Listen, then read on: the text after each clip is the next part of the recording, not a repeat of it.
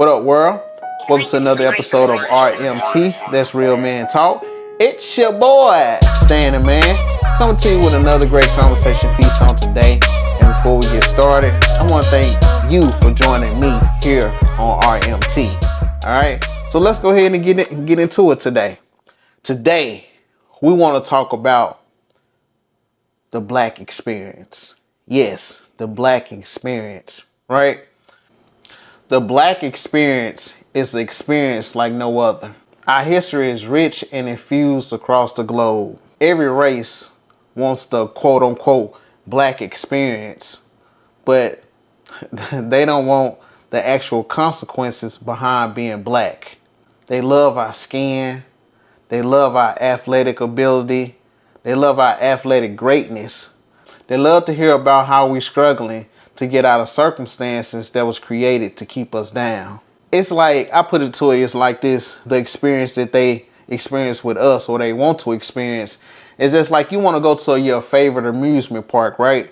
Get up early, and the most popular ride there, everybody want to get in line to experience that ride. It's a long line, it's a long wait, but it's all worth it once you get in there. But that right there is just for amusement and then just for fun. And after that, you might not want to get back on that ride again or go through what you need to go through to have that experience. So that's how other races treat the Black experience. But before I even get deep into that, let's go back. Let's take it back to 1619, the enslavement of Black people. They was beaten, slaved, raped, and kept from resources that could possibly help them survive or even thrive in America. Our families were separated and sold to the highest bidder. Our wives and daughters were raped. Our wives and daughters was raped in front of us, and there was nothing that we could do about it. But I imagine there were some men that fought back. There were some Black men that stood up for their daughters. Black men that stood up for their wives, for their mothers. I can imagine that there were. But why write stories about Black men standing up and defending for Black women?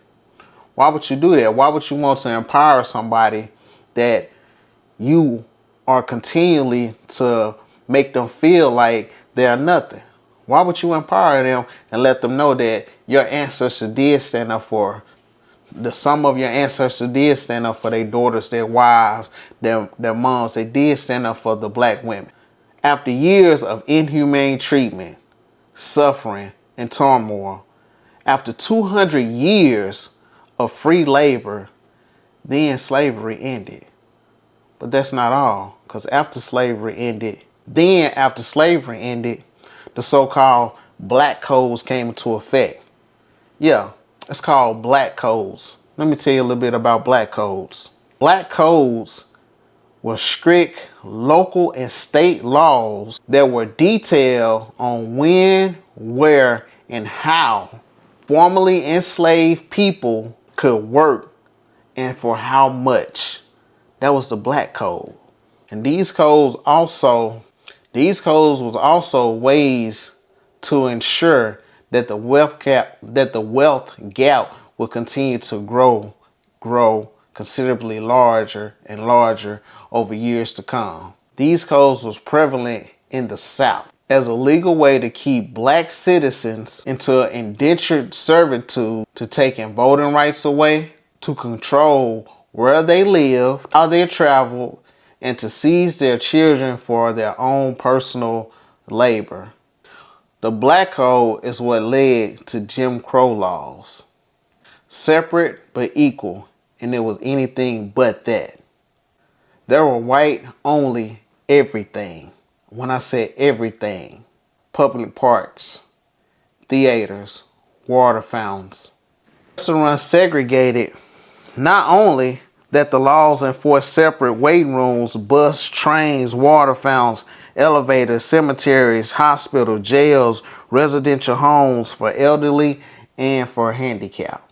With Jim Crow laws in place, that included redlining, which was a radical discrimination in housing and in financing. This happened around 1930. Systematic denial of mortgages, loans, and financial services based on location rather than individual qualifications and credit worthiness.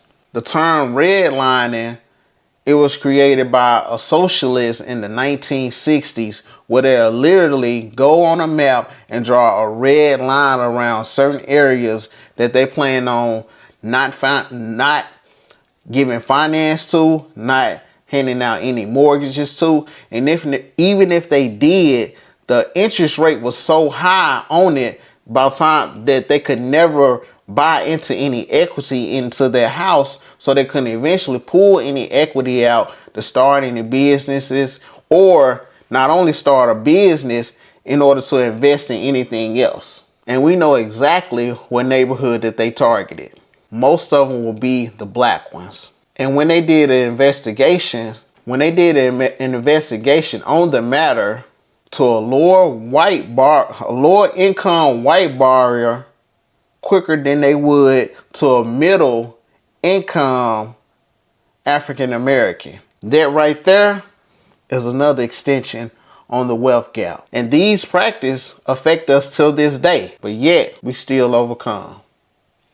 After all that, through Jim Crow, the black codes, slavery, that brought about the civil rights movement. The civil rights movement tried to level the playing ground. So